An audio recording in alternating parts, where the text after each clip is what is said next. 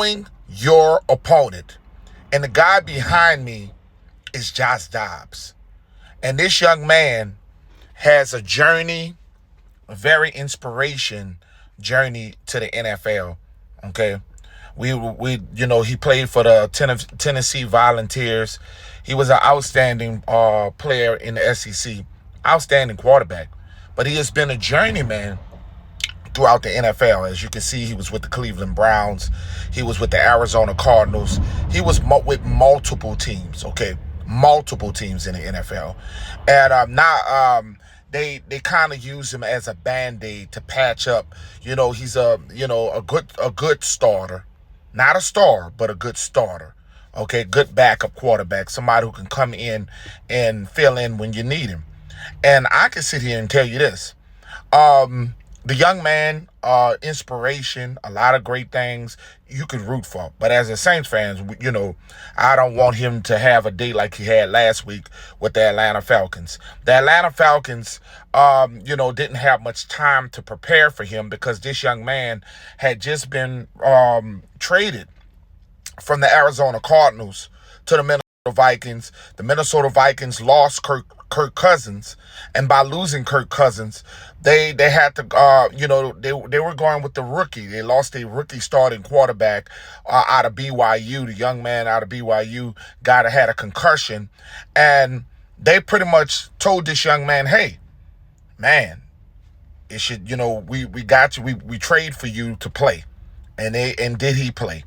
And this young man, he had a performance of a lifetime against the Atlanta Falcons. And we're not talking about a bad Falcons defense. Actually, the Falcons defense is rated a spot ahead of the New Orleans Saints.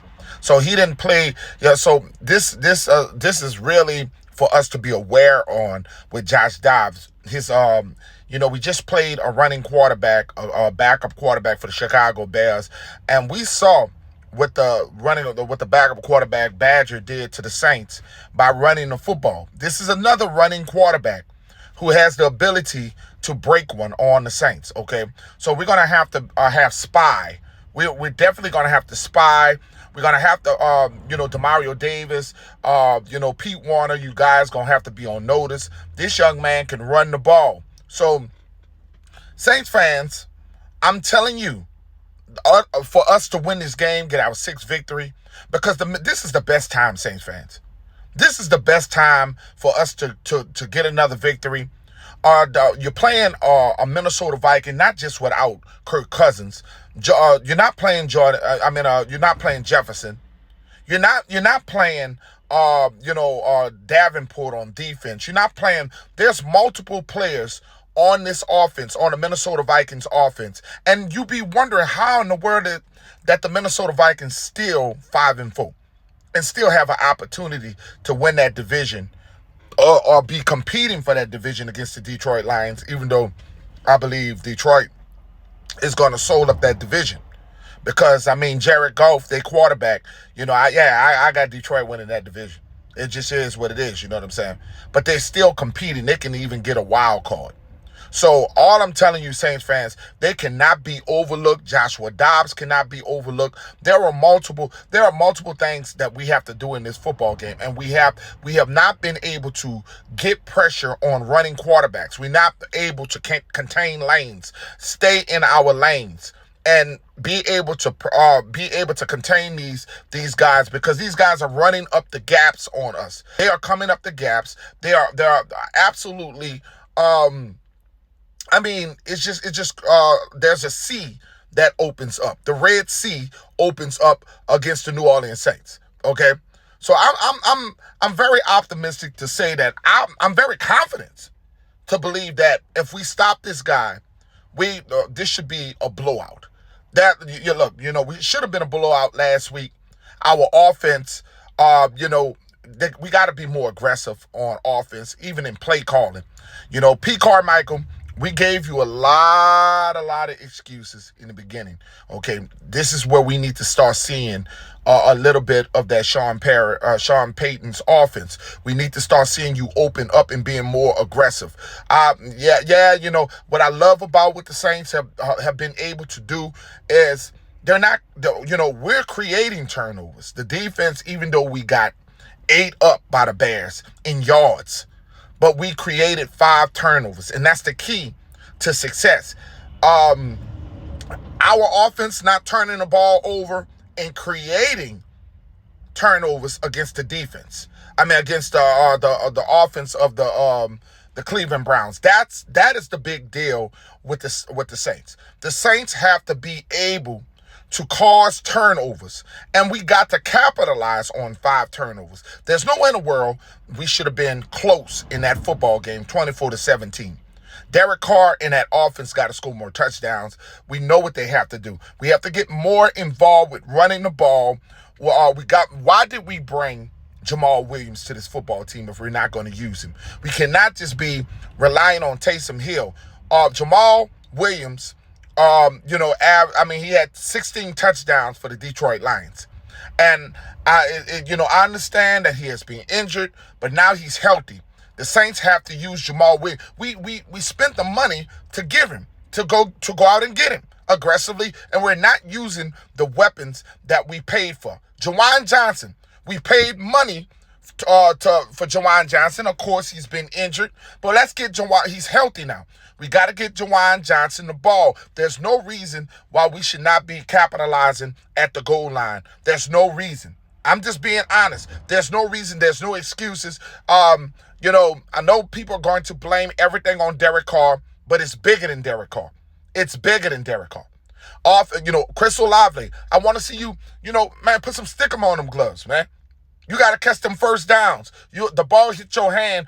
There's no excuses for dropping the football, okay? We drafted you to be that guy. And Derek Carr, you got to find Michael Thomas. You got to fire Michael Thomas. There's no excuses not to find Michael Thomas. Can't guard Mike has been under the weather for the last 2 weeks, but we got to see more of where is the slant? Michael Thomas was known for slant boy.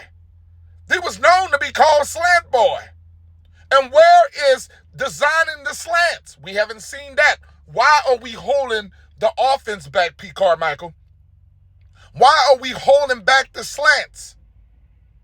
And like I said, this is bigger than Derek Carr.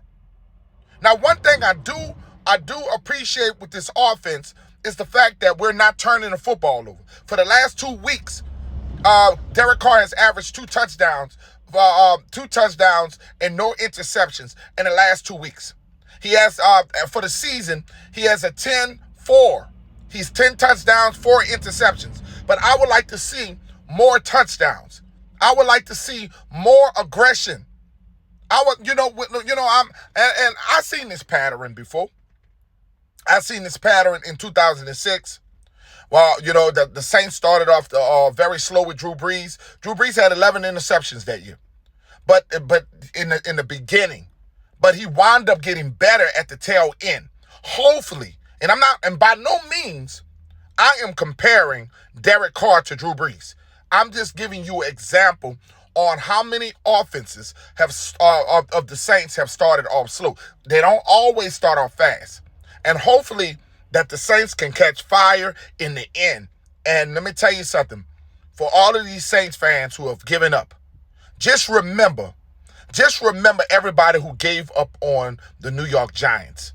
That Giants team was 9-7 and went on to win a Super Bowl against the New England Patriots. Yes, I'm more optimistic. I'm more positive than a lot of podcasters. The Baddest Sports Show podcast, the host, my son, EJ. EJ is the host of this podcast. I'm the co-host. Oh, yeah, I'm a little bit positive. But because I'm a Saints fan. I'm a diehard Saints fan. Okay? And I want, if you can't be happy at 5-4, let me tell you something. You play to win the game, like the great Herman would say. It wasn't pretty last week. It wasn't pretty by no means. We still were able to win the football game. You beat bad teams. Saints in the past found a way to lose to bad teams. Last week, we found a way to win against a bad football team. I have no apologizing for win. This organization should not apologize for win because this is the NFL.